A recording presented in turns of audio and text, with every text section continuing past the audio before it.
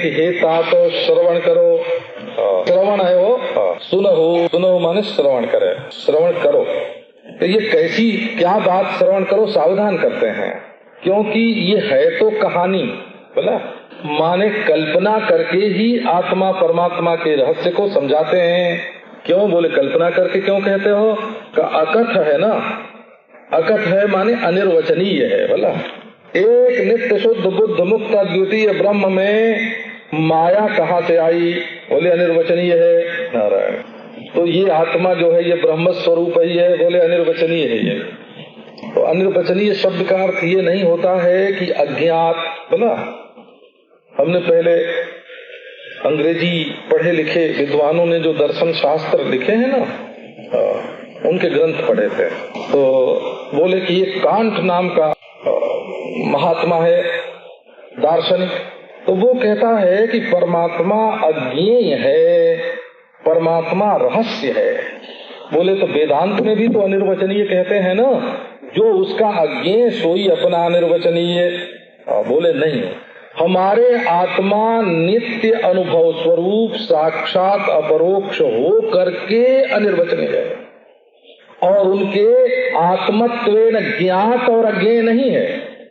हमारे तो ब्रह्म जो है वो आत्मा रूप से ज्ञात भी है और अनिर्वचनीय भी है, और उनके आत्मा रूप से ज्ञात और अज्ञेय नहीं है। उनकी अज्ञेय में और हमारे अज्ञेय में फर्क है। वो क्या है? हमारे बांग मनसा गोचरत्व को ही अनिर्वचनीय बोलते हैं। कहे तो अपना स्वरूप, लेकिन वाणी से बोला नहीं जा सकता और मन का विषय नहीं बनाया जा सकता, और है बिल्कुल जगमग जगमग झिलमिल झिलमिल, बिल्कुल अपना स्वरूप ही ब्रह्म है ना? तो साक्षात स्वरूपत्वे सति बांग मनसा गोचरत्वम अनिर्वचनीयत्वम। साक्षात अनुभव स्वरूप अपना स्वरूप है और वाणी मन का विषय नहीं है, और उनके लिए केवल ये नहीं है, ज्ञान का विषय नहीं है। ज्ञान स्वरूप है और ज्ञान का विषय नहीं है, ये बात नहीं है। आप देखो गीता में ये बात मिला ना, ज्ञानम ज्ञेयम ज्ञानगम्यम हृदय सर्वस्य विस्थितम। ज्ञानम ज्ञान स्वरूप है, भला ये परमात्मा का स्वरूप है। ज्ञानम अखंड ज्ञान अद्वितीय ज्ञान। इसलिए हमारी जो अनिर्वचनीयता है वो कांट ने नारायण जो अनिर्वचनीयता बताई है वो नहीं है, ये विलक्षण है। बोला केवल मन और वाणी का विषय नहीं है। मन वाणी का विषय होवे तो परिच्छिन्न होवे, और स्वरूप होने से ये अखंड अद्वितीय है। तो फिर भी उसको समझाने के लिए एक कहानी आपको बताते हैं, समझत बने। इससे इशारे से आप समझ सकेंगे। न जाय बखानी, परंतु वर्णन नहीं किया जा, व्याख्यान नहीं किया जा सकता। ईश्वर अंश जीवय विनाशी, आपने गीता में पढ़ा ना, ममैवांशो जीवलोके जीवभूत सनातनः। ये जीव जो है वो ईश्वर का अंश है। अब देखो अंश का अर्थ समझो। घड़े में जितना आकाश है वो आकाश का अंश है। एक तो आपके घर में एक मन चावल होवे और उसमें से सेर भर चावल निकाल के अलग कर दिया, बोले एक मन चावल का अंश है एक सेर। आपके घर में 100 रुपया होवे और आप कहें है ना कि 1 रुपया 100 रुपए का अंश है, तो वो दूसरी बात हो गई हो। 100 रुपए में 1 रुपया होता है, पर 1 रुपए में 100 रुपया नहीं होता, ये तो आपको मालूम है ना। लेकिन घटाकाश जो है वो आकाश का अंश है, तो विलक्षण अंश है। वहां समग्र आकाश से एक है घटाकाश, और घटाकाश से एक है समग्राकाश महाकाश। दोनों में कोई भेद नहीं है। तो चेतन का अंश कैसा होता है? जैसे एक चावल के 3 टुकड़े कर दें तो बोले चावल के 3 अंश हो गए, क्योंकि चावल सावयव पदार्थ है, उसके टुकड़े होते हैं। लेकिन चेतन जो है वो सावयव पदार्थ नहीं है, उसका अंश वैसा नहीं होता। जड़ का अंश कैसा होता है और चेतन का अंश कैसा होता है, ये लोग जीव को जो लोग चिदणु चिदणु बोलते हैं ना, नारायण कहो चेतन में अणुत्व कैसा होगा?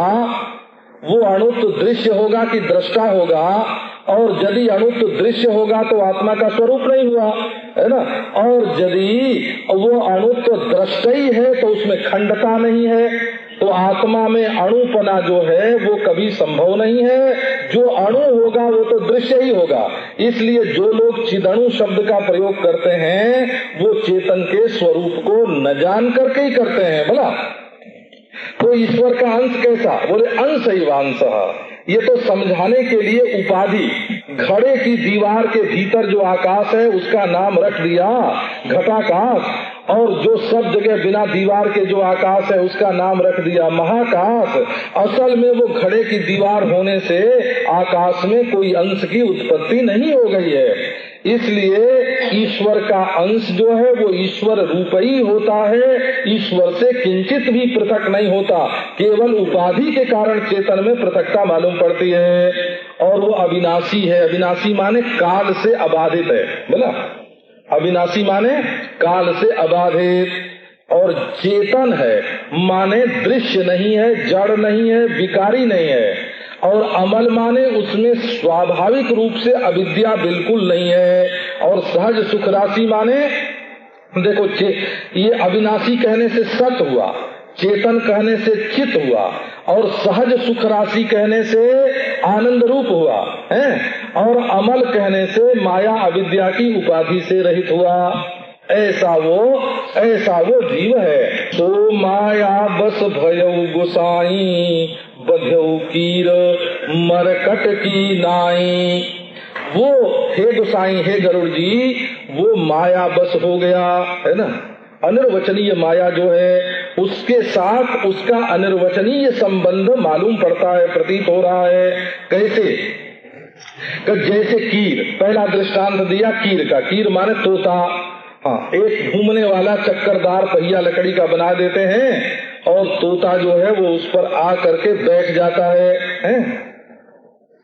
जब तोता के बैठने पर वो चक्करदार पहिया नलिनी कौसुबटा नलिनी बनाते हैं उस पर आकर के तोता बैठ गया। वो चक्करदार घूमने लगा। किसी ने कहा अरे छोड़ दे, तो वो बोलता है छोड़ दे, लेकिन समझता तो है नहीं। बोला वो स्वयं बंधा हुआ उसके साथ चक्कर काटता है, टे टे बोलता है, लेकिन छोड़ता नहीं है। वो समझता है कि हमको इस नलिनी ने पकड़ रखा है।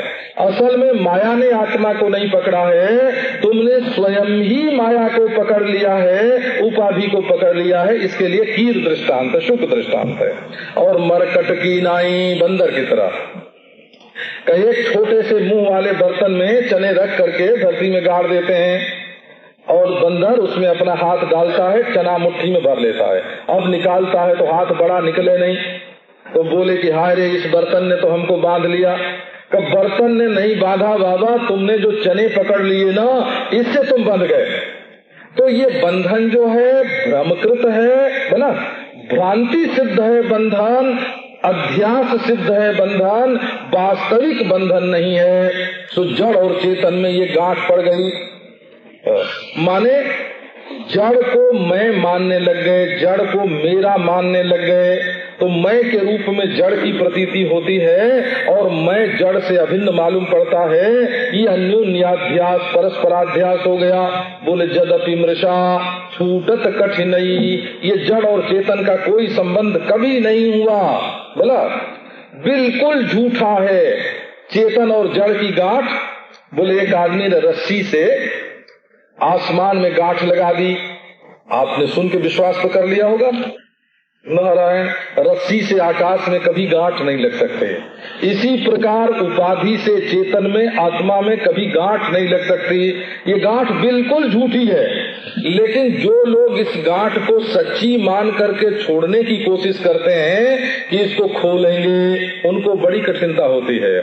ये तो अगर रोशनी में देख लो, ज्ञान के प्रकाश में देख लो कि असल में चेतन और जड़ का कोई संबंध ही नहीं है, दो चीजें ही नहीं है, इनमें गांठ ही नहीं है, तो ये गांठ हमेशा के लिए खुल गई। और यदि इसको प्रकाश में, ज्ञान के प्रकाश में देखा नहीं तो मालूम पड़ेगी कि गांठ है। अब अंदाज से उसको खोलो तो कहीं खुलेगी। तो तभी से ये जीव संसारी हो गया, और न तो ये ग्रंथि छूटती है और न तो ये सुखी होता है।